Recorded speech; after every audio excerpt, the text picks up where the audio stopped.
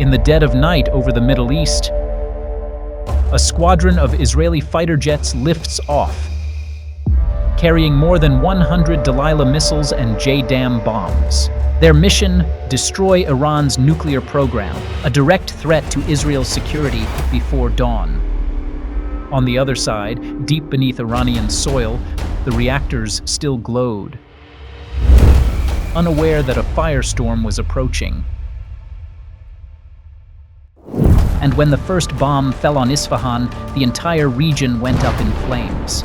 Tehran burned, Natanz was paralyzed, Fordow disappeared into black smoke, all of it in just 1 hour with 4 calculated strikes.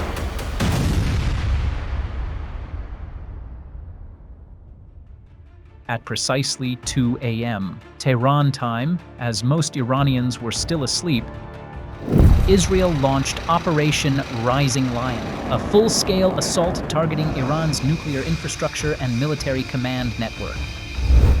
F-15I Ram and F-35I Adir jets, refueled mid-air by Boeing KC-707 Ream tankers, crossed Iraqi airspace and silently entered western Iran under strict electronic emission control. The targets had been pre-designated: nuclear sites in Natanz, Fordow, and Isfahan, IRGC headquarters in Tehran, ballistic missile depots, and key command and control centers. This came as tensions peaked. Iran had just abandoned the JCPOA deal, escalated uranium enrichment to 60%, and ramped up its long-range missile, UAV, and proxy forces, bringing regional security to a breaking point. This operation saw Israel mobilize nearly 200 fighter jets, including F-35s, F-15s, and F-16s, carrying more than 330 precision-guided munitions, Israeli sources confirmed. It marked the largest air deployment in modern Israeli history, nearly 60% of the nation's active fighter fleet. The first wave hit at exactly 2:03. 4 F-35I Adir jets breached Tehran's airspace under stealth mode, cruising at 26,200 feet, 8,000 meters. They carried a hybrid payload: GBU-53B Stormbreakers and BLU-109 bunker buster bombs, tailor-made for fortified targets. The GBU-53B has a range of over 68 miles, 110 kilometers, with multi-mode guidance capable of striking mobile targets in all weather conditions. The BLU-109 carries a warhead weighing nearly 1,980 pounds, 900 kilograms, designed to pierce over 6.5 feet, 2 meters, of reinforced concrete before detonating, capable of destroying underground command bunkers and hardened facilities. Simultaneously, 2 Harpy drones were launched from Iran's western border. Flying at high altitude, they activated jamming mode and locked onto Tehran's air defense radar bands. Within 30 seconds, central radar stations were flooded with noise, then went dark. Iran's air defense systems were completely blind for 5 full minutes. A deadly window opened for Israel. At 2:06, target acquisition systems on the F-35s locked onto the IRGC complex in Tehran's Pasdaran district. 1 minute later, the order was confirmed. 8 GBU-53B bombs were launched from over 25 miles, 40 kilometers away, flying at low altitude, weaving between buildings like guided arrows. Then came the BLU-109s, dropped vertically, plunging straight into reinforced underground layers. At 2:09, the first explosions erupted. The ground shook. Infrared satellites detected a sudden thermal spike at target coordinates. 3 central buildings collapsed within 20 seconds. The command bunker was breached. IRGC's electrical, communication, and data systems in Tehran went offline.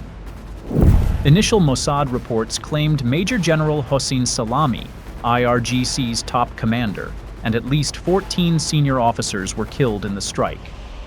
Fires from the blasts spread to nearby residential areas, causing civilian casualties and forcing over 500 people to evacuate from Pasdaran.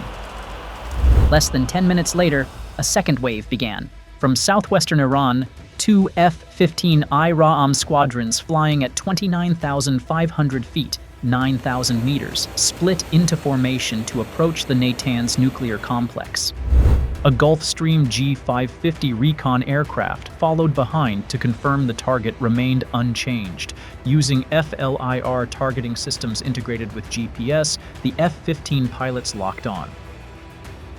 Nearly simultaneously, 6 JDAM GBU-31 smart bombs were released from 24,600 feet, 7,500 meters altitude, falling vertically onto Natanz's main entrances and power substations. At 2:17 a.m., multiple explosions rocked the area. Smoke billowed from 3 deep impact zones inside the facility.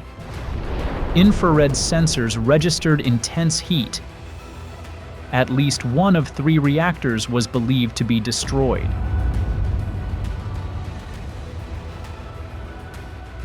The IAEA later confirmed severe disruption to Natanz's electrical, water, and communication systems. No radiation leaks were reported, but this was the most damaging strike since 2010. Next came Isfahan, a critical node in Iran's nuclear network. Home to uranium conversion facilities and the IR-8 centrifuge array, Tehran's most advanced. At Hatsarim Air Base, deep within an underground control bunker, Israeli officers monitored live drone feeds from Tehran TP surveillance UAVs. Tactical screens lit up. Satellite communication hubs, technical coordination centers, both essential to uranium enrichment. With satellite imagery and signal data confirmed, the strike order was issued. 2 Harop loitering munitions immediately switched to attack mode, diving into the satellite comms hub at nearly 115 miles per hour, 185 kilometers per hour. The direct hit severed Iran's ground-based communications. 7 seconds later, from over 39,400 feet, 12,000 meters altitude, 2 Popeye turbo cruise missiles launched from F-15 is stationed offshore. Flying over 186 miles, 300 kilometers, at low altitude, they struck the Technical Coordination Center. At exactly 2:30 a.m., a massive explosion tore through the centrifuge plant, collapsing the entire facility. The resulting fire melted surrounding steel structures. Satellite images taken 10 minutes later showed large portions of the IR-8 line had been destroyed, but it didn't stop there. At 2:40 a.m., more than 328 feet, 100 meters below the Mediterranean Sea, an Israeli Navy Dolphin II class submarine near Crete opened its Mark 48 vertical launch tubes. 4 Popeye turbo SLCMs roared out. Subsonic cruise missiles flying over 930 miles, 1,500 kilometers, each carrying a 794-pound, 360-kilogram deep penetration warhead built to breach hardened underground bunkers. Using combined INS GPS navigation and active radar in terminal phase, they flew under 200 feet, 60 meters altitude, nearly invisible to ground radar. Above, 2 more Harop kamikaze drones launched from mobile platforms near the Iraqi border. Flying northeast, they formed a 3-pronged strike with the Popeye missiles, a coordinated assault from sea and air, blending deep strike firepower with radar suppression. Their target, Karaj, a strategic city west of Tehran, home to the Khatam al-Anbiya Command Center, the nerve hub managing Iran's ballistic missile forces, air defenses, and electronic warfare network. Iranian defenses were completely caught off guard. The attack came just as their attention was still fixed on the aftermath in Isfahan. At exactly 2:44 a.m., 2 Popeye missiles approached from the northwest, flying low under the radar.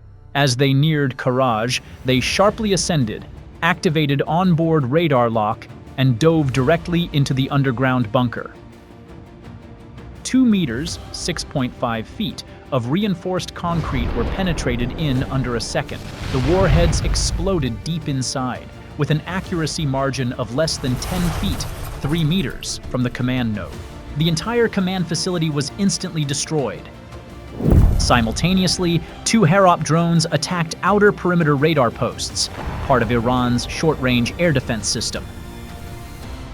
The S-band and C-band radars were annihilated before they could emit a signal, rendering the entire defense grid inoperative for the first 90 seconds. The strike was surgically precise.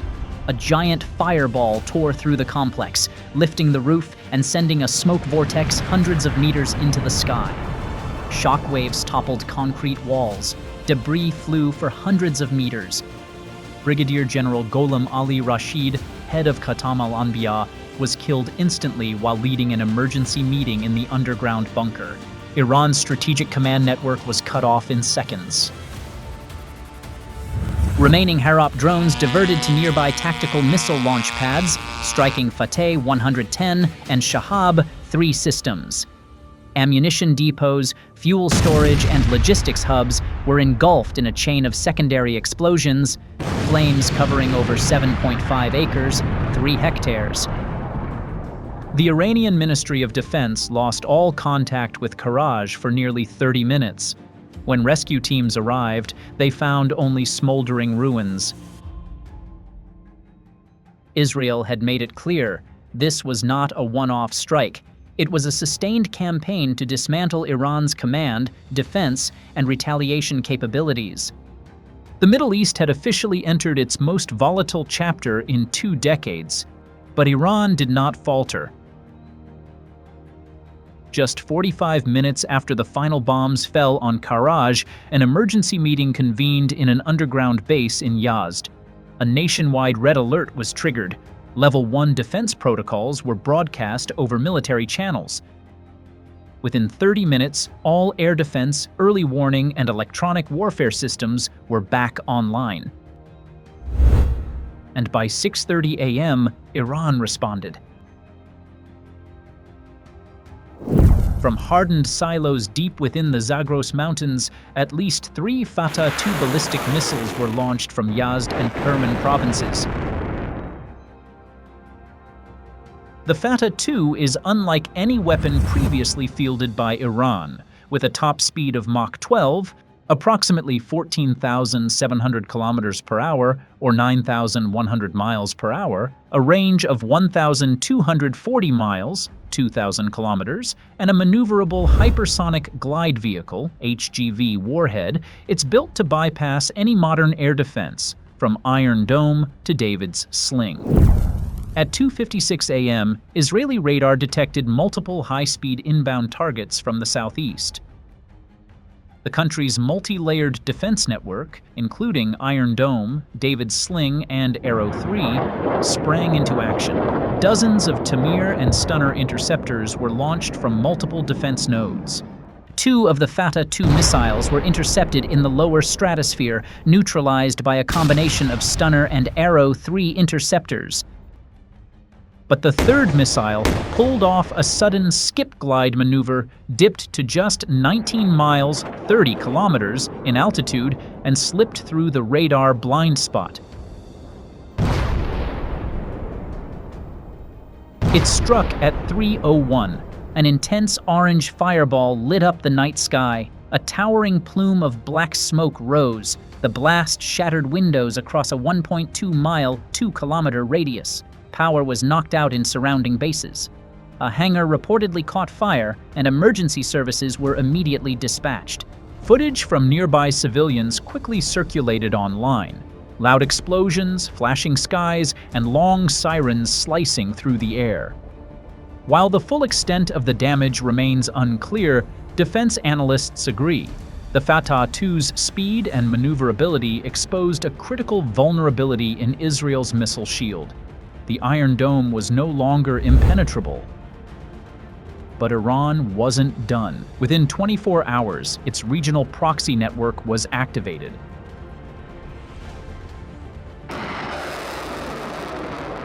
In Lebanon, Hezbollah launched dozens of Katyusha rockets into the Galilee region and fired Kornet anti-tank missiles at an IDF vehicle, injuring 4 soldiers.